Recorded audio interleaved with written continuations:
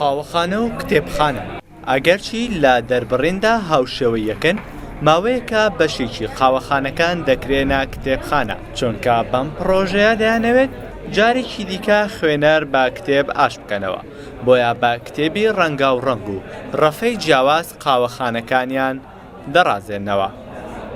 بوونی کتێب ئەگەر کتێبەکان تەنان بۆ فرۆشتنیش نەبن بەس بۆ بەکارهێنان بن شتێکی کە لەناو قاوەخانە چونکە کەسێکەیەتە ئێرە ئەوێت یعنی مەشکی ئیسراحەت پێ بکە و هەبوونی کتێبێک کە ڕایەک سەرنجی ڕاکێشێت و ئەو کتێبانش کە زیاتر ئەیبەن بەگشتی ڕۆمانن و بەبوونی کتێبخانەکەشەوە خەڵک بە ئەتیادی ئەتوانن کتێبیش بکڕن و ئەشتوانن کتێبەکان بن لەسەر مێزەکان بیخوێنەوە و کاتێکی هادێ و خۆش بەتەنیا بەسەرە بن.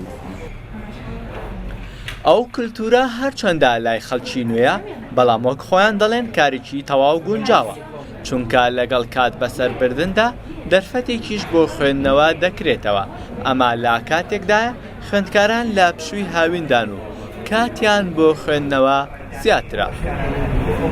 ئەمە نەریتێکی زۆر باشە پێشتر ئەتوانم بڵم نەبووە چەند ساڵێ لەو پێش لە زۆربەی قاوەخانەکانە کتێب نەبوو بەڵام ئێستا ئەم بوونی ئەم کتێبانە لە قاوەخانەکانە زۆر شتێکی باشە بە حکمیەوەی کە پەیوەندێکی باش لە بینی خوێنەر و کتێبەکەیە دروست دەکات.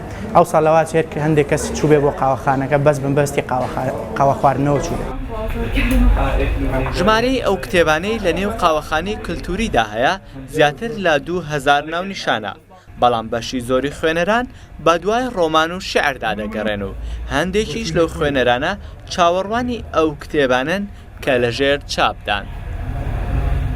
بینم خەڵکانێک کە دێنە ئێرە دەزێنە کتێبێ یان داوای کتێبێکەکە ئەمان برات ئەمانە لێرە هەریکاریەکەن و یارمەتیە دەنەوەی دەنێ چ دانیشێ بەخۆی چەند سەعاتێک قاوەیەکە خواتوانێ و کاتی خۆی بە خوێندنەوە ئەباتە سەر. لەو ماڵەکەمان لە ماڵە تااقەتی ئەوم نییە زۆر کتێب مێ نەبخۆنەوە هەش ماشە دەسم لێنەوە بەڵام ئەم لێرە ئاینی کتێبەکە لێرەی خوێنمەوانێ.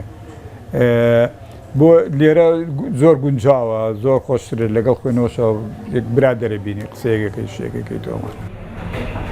باهۆی قەیرانە داراییەکانەوە دەستگاکانی چاپ و بڵاوکردنەوە بە شێوەیەکی کەم کتێب لە چاپ دەدەن ئەو کتێبە نوێیانەشی بڵاو دەبێتەوە لەلایەن دەستگا تایبەتەکانەوەیە با پێی ئامارێکی وەزارەتی ڕۆشنبیری تەنیا لە ساڵی 2013دا لە هەرێمی کوردستان زیاتر لە 8 ملیۆن کتێب لە چاپ دراوە.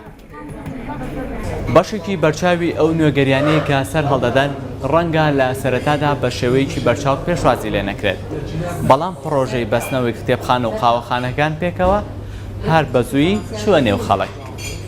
چۆمان محمود ڕوودا و